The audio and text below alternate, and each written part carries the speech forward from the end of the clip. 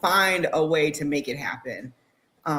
So there are ways you can kind of trim down the cost. Like I think this go around, I might teach myself how to put on stage makeup. So I will and do my own hair. I might do that. I don't know if I'll have the energy or the time to do that, but yeah, there's just ways you can try to minimize the cost. Wearing your suit from last season, maybe. Renting a suit, maybe. So yeah, there are other ways you can try to or do shows that are closer to you. Like, yeah, I know there are 2 Arizona shows, but I like to travel, so I budget it in, and that's how I make it happen. But yeah, the costs do add up. I try not to look at the total bill, but top it up to it's an experience and it's worth it. You're worth it. This is my reward for putting in all the hard work, all the trainings, all like get up in the morning to do my cardio and, making myself do the, what do you call it? When you have to come home from do your training, you have I'll do the red light and the compression recovery. So this is my reward to myself. So for me, I just make it happen. Yeah, the thing is, you do have the Arizona Pro. Anytime I have an interview with ladies on the show, say, like, if they're not women's bodybuilding, say, I'm doing Rise of Phoenix. No, my dear, you're doing the Arizona Pro. Rise of Phoenix women's bodybuilding. Let's get that right. So, because I'm a stickler. I'm a fan of women's bodybuilding. It was the reason what got me to this because I'm a fan of those ladies. But also, I've been gaining fanship of women like you and Razik, women in figure, bikini wellness. I'm aware of them, but no, not as a big a fan. And fit model, my stance on that. I know. I was waiting for that. Yeah, I have to. Like I say, one thing I do is this: I will choose my words wisely. I will try to hold myself back, but I will not water myself down just to make somebody feel comfortable. I gotta be me. Shout out to my man here, Dulcie says this. He says, what's the most women and men bodybuilder enemy? Is it steroids, sugar level, their own exceptions? I mean, yeah, what is that? Everybody has, what for you is you feel like? For me, I would have to say body dysmorphia. And I think this is for a lot of the female competitors out there. So, I mean, even 3 days out from a show, I'm like, man, coach, I think I'm too fluffy. He's like, no, you're fine. But yeah, because we see ourselves differently than other people do. And then that's one of the reasons why I don't like to cheat after a show, because I know I will, and that'll cause other problems. So I would say body dysmorphia could be a huge problem. At least it is. It could be for me. I try not to look at myself in the mirror. I just judge myself on how my clothes are feeling. So I don't have to have that mental pressure on me. And then the cost of food. Oh, good Lord. Let's not talk about I think you sent me a Instagram about the cost of food, the cost of going and getting your chicken breasts and it's just expensive. Eating right and living right is expensive. I remember when the pandemic hit, and this was like just a little bit after my mom passed because she got the virus, and we were getting assistance through food stamps. And that's when I started to eat a little more because I could afford it. It is expensive to try to eat healthier because you know what? I grew up country poor. My mom had to shrink the dollar because she had to raise kids. And and you got to find bargains. This is going to be sold for like $3 in a pack. Wow, this is, even though it's cleaner, it's going to be like $10 a pound. And prices have changed. It used to be back in the day, you used to go shop at Costco, Walmart with $50 and fill up a cart. You can barely fill up the little baby seat anymore with anything now with how much you spend with $50. And again, yeah, there is those costs you got to find, the things to save you money. Like I see something like if some ladies I follow, I say, I see something like there's a deal out there for a suit, or if there's some kind of thing that can really save money, or like even sponsorship. Like this right now is this company looking for sponsorship. And there's some things going on right now. Like my friend Eunice, she's helping out with a competitor. There's if you heard a situation with a competitor, her name is Kelly Larkin. She just turned pro last year. She's going to do a documentary with some female bodybuilders. She just kissed her last lady, a young lady by the name of Casey McJunkin. I just interviewed her a while back. Also, Hella and what Irene and Gina are doing, sponsoring athletes. There's got to be finding ways to save costs because again, there is not a lot of This is not a lucrative sport. If you look at the other sports like football, basketball, baseball, Mhm. we just had a group of some fights just finished off this past weekend. Right. You can make a living with that.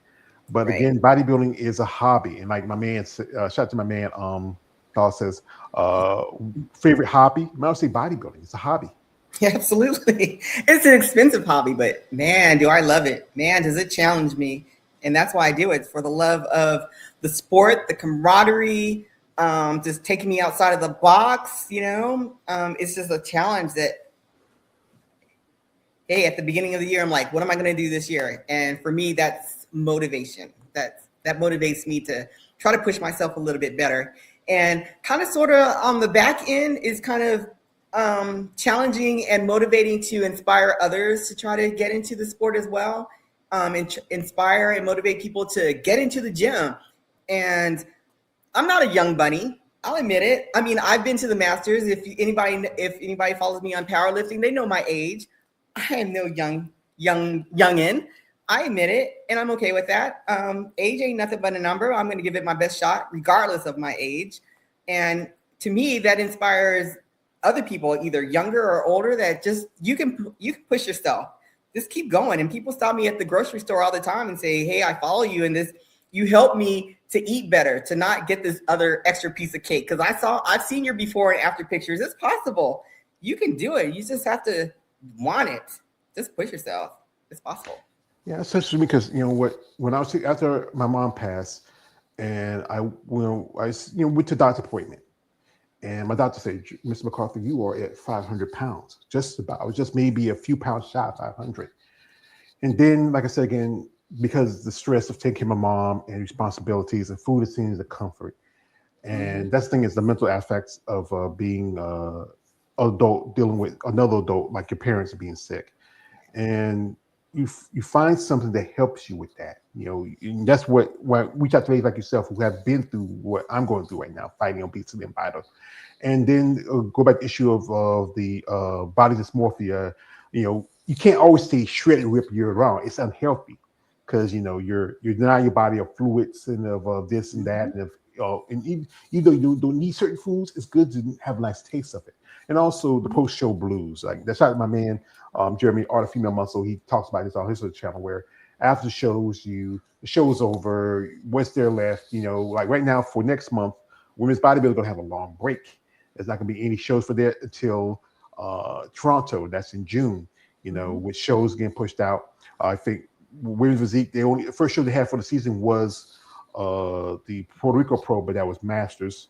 So much is open, but they do have quite a few shows, good opportunities. I think they have three at least. They have New York, they have Pittsburgh, and also you have if also this month they also got the Emerald Cup, which Yeah, is that's next week. also because I think it's this next weekend, and it's Okay. a master show. I talked to Mhm. somebody who's gonna be doing that show, and you talk to a gentleman who's gonna be doing live with me next week. Him and his sister, they're both IFB Okay. pros.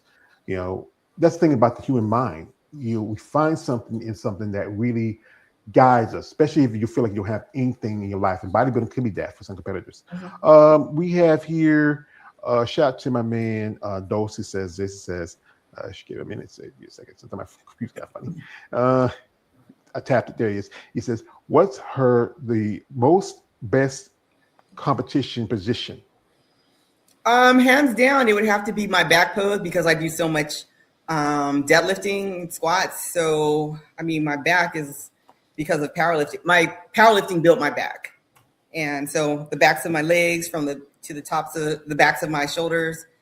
So that yeah, my back double bicep would have to be hands down my my my top competitive pose. Yeah. Also, he says this. Give a second. He says, is she ever compete for charity? And also, he says, we get both at the same time. Does she ever work for charity? Do I ever work for charity? Like I No. think maybe you don't do no charity stuff like maybe do competitions for charity something like that making money. I know. I think he's from another country. Sometimes he's like yeah. Oh, Okay. okay. Well, Yeah. that's never been presented to me. I've never seen a charity bodybuilding event, so I can't even answer that. So, Yeah. All right. Also, he says this: how much money women and men bodybuilder must spend before they start competing. That's a It's good going to be question. varies. Yeah, it varies depending on your trainer. Some people have a nutrition coach. Some people have opposing coach. Um, your food, your supplements. Everybody's different. I don't know. Everybody has different goals. Everybody has different body types. Yeah. You look at the girls like over in figure. They gonna have a certain look to it, and they may not eat as much as you do. Some girls might eat more. Mm-hmm. You look at the men. The men gonna always gonna have more because the fact that they gotta bring, like, you look at guys like, I got to meet him when I was at Tampa, Derek Lunsford. Oh, okay. Yeah, he was there at the booth and It's talking with huge. us a little bit. And that dude was that short. I mean, I thought he was. Have you met what is the guy who competed against Phil Heath? He's a blonde guy with the You mean Jay Cutler? Jay Cutler. I met him in No, I've person at not. the I've Romania not. show. He's a short guy, but he's huge. Yeah, These this guys is are. this is a story my friend Keith told me years ago about Jay. It was back in the day in his early career. Jay used to do this, and this is one thing about the bodybuilding world there's a fetish to it. He used to sell his old gym clothes to some dude, and and one day he was working out and he washed his clothes, forgot to send him some of his wet gear. So what he did was, and this is what he told me. This is from him. And if this is true story, you can deny, or you can deny me, announce me, whatever you want. If you ever watch this, he sprayed some water on it. He sent it to the guy, and the guy he looked at it and smelled it, and says, "This is not you." He knew it wasn't his. So he said what he had to do was, like, always wear extra gear, and then sometimes always remember to kill, because that's the thing is about this sport. Even though it's very extreme sport, it's very, very, there's that underlying fetish to it. As I said again, man, I am a muscle person, small. Y'all ladies excite me. Y'all big muscles. Y'all pumped up. I mean, it's just, I think, like anything, I talk about this on my channel, almost anything can be sexualized. But again, we have the other side. Like, there's guys who make comments. Like, I saw this thing with this guy talk about this woman. I think the lady who just won the figure title for the Olympia. She posted a video. He shook his talk about, this is disgusting. She's a man. Any guy that like that, you're gay. Excuse me. I'm gonna say it like this. I think you're a lovely lady. And if I'm gay, well, change my name from Don Juan to Twan. Okay. Well, to each their own. Yeah, but yeah, you get a whole bunch of different ones out there. So. Yeah, well, like, it's just different stories. Like, you have the guys on one side saying, like, she's big and pumped, she's trying to be manly, yada yada yada. And then you have the other guy that says, I like her muscles, like the top. She's wearing the tank top, you can see everything, And I think those guys on the other side, you got to be a little bit, be very discretionary about what you feel. And the other guys on the side, if you don't like it, here's some advice: shut the fuck up. Agreed. Yeah, There's something for everyone. If you don't like it, turn away. You can turn me off. I'm okay with that. Yeah, turn the TV off. Don't do, like, when I'm on my phone. I'm like, I post stuff on my social media, and guys make comments. I remember an interview with Sean Nelson. You ever heard, Sean? He does photography. He told me that George, he'll post stuff, and the guys were making comments like they talk to the actual girl. You're not. You're talking to Sean. He's the one who posts that stuff. I post pictures and stuff like, you're not talking. That's a little bit weird. Then you have the guys talking about, that's disgusting. Why'd you come on and make the comment? If you don't like it, don't have to say anything about it. Yeah, I'm like, go away, troll. Go away. Yeah. Shout out to my man Dose. He says this. He says, my condolences for your mama, George. Like I said, it's going to be 6 years this coming summer, and last Wednesday was her birthday. Actually, it was Thursday actually, and when I saw a picture I had posted, and it was like from her birthday, last birthday, and I didn't realize, wow, it's been, it was her birthday. I usually post something and say happy birthday, my mom, but then I just forgot about it because I'm just living my life, and then I still remember her because, like, again, she was my woman. It's like this, a boy's best friend's mother, and your father was your number one man in your life. Woman can raise a woman, become a woman. You butt heads. A man can raise a boy, become a man. We bump heads, but when it comes to mothers and fathers, there's a close relationship. And when it comes to sons and mothers, so sons and mothers, that's our first woman. Daughters and fathers, that's your first man in your life. You love them. Also, He said this. Uh, did she ever had a bad experience with promoters, family members, and friends, locals, based on her bodybuilder life? I think you mentioned that earlier. Um, I think you mentioned that no. earlier. Yes and no. Okay, the only I've only had good experiences with the promoters. Every show I've been to, for the most part, there's only been one chaotic show that I've ever been to, and he doesn't even do women's physique anymore. So you probably figure out who that. I know who it is. Yeah. I know So that was he the don't most. he don't even like he did have a show, but he still does music in one of his shows. I think if you don't have to say his name, but this is I'm assuming it's a man's name is you know in the Midwest, if that's the one you're thinking about, or somebody else. Um, Yeah, I mean, he used to do women's physique and women's bodybuilding and women's figure and took them all out. That was the only one competition that I did, which was chaotic from beginning to end. I'm glad I did it. I'm glad that I was invited to do it. That was the only experience, other than the trolls that come on every now and then. I had a couple of what do you call it, stalkers. Other than that, fortunately for me, I've had a really good experience with this bodybuilding career, actually. So yeah, I am pleasantly surprised. So this is an opportunity that I am grateful for, and I take it very seriously. So yeah. Yeah, that's good because you know what, you should enjoy what you do, especially in getting sport. Absolutely. You should enjoy the opportunities you have, the chance to travel, to meet people, be around people like Susan and Andrea and all so many other men and women in the sport. And again, this is about finding a passion. Because I've talked to ladies where we discussed about, hey, it's not enough money, like that. I said, Joyce, it's not much about the money. It's a passion for us. We Yeah. love what we do. But again, I wish there was a little more benefits. I wish there was, like, you go to a show. One thing was, sometimes you have athletes get sick. It should be like a medical group there. Like just like if you look at football or basketball, baseball, they have a medical team just in case something happens. Okay. They have, like, I know one guy he had a show this weekend, but he doesn't have physique or women's bodybuilding or wellness show. That is the promoter of the Vancouver Isle show, and he just said they have like wellness and checks and stuff like that, and things Oh, that okay. help out the competitors. It's hard to get to that show because it's in Vancouver. If you know where Vancouver's at, it's tough to get there. I mean, you have to get a ferry, But Yeah. everybody finds something about this sport that they like and they love. There's always the things they don't like about it, especially with people's comments and their kind of way. They always going to feel like, I think one thing how I feel like this is that they feel like what you're doing is about what gratifies you, what makes you whole as a person. And sometimes some people don't feel as complete in their lives, and they judge your reason for what you're doing this because they don't have the mindset. I mean, I can understand discipline is hard, like, trying to maintain it, especially when it comes to the food part. Like, it's like, I went to my doctor's appointment Tuesday, and afterwards I went to the Chinese spot. They do a buffet. I didn't get a lot. I just got a nice, because I don't get it too often. It was just something nice to have and Okay. indulge a little bit.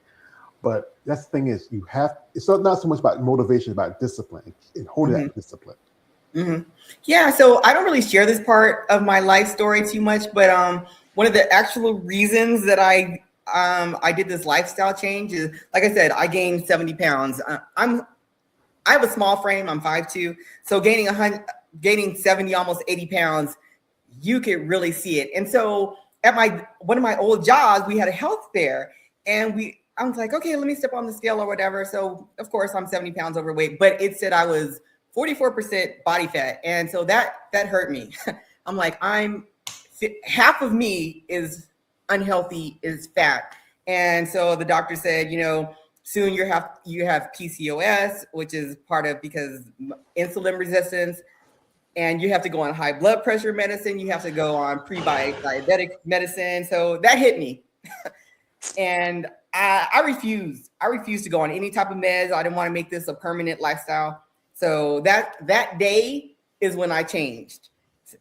And it took me 2 years, like I said, to get my mindset and to make this a lifestyle change, because I refuse to go on any type of medication. to control what goes in my mouth. So that's my inspiration. Yeah, that's the hard part with me because I am on medication. Because one thing, I have a pacemaker. I had it for 12 years.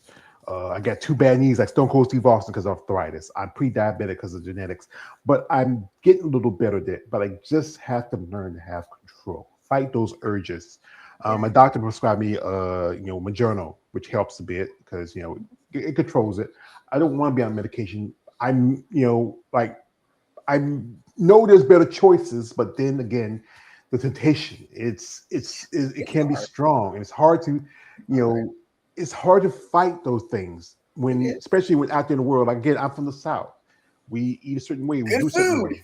Yeah, but I try to be smart. Like, even though today I had like a hot pocket, it was a protein hot pocket. It was pretty good.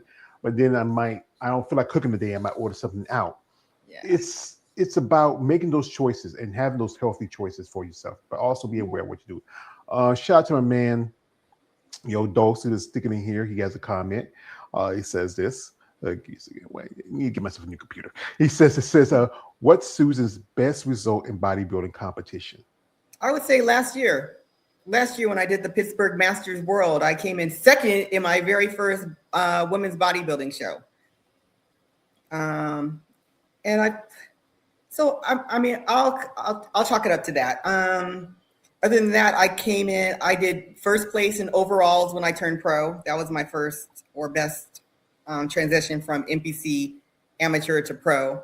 But yeah, last year, it was a really hard year because, like I said, I did four shows, 2 divisions in one day.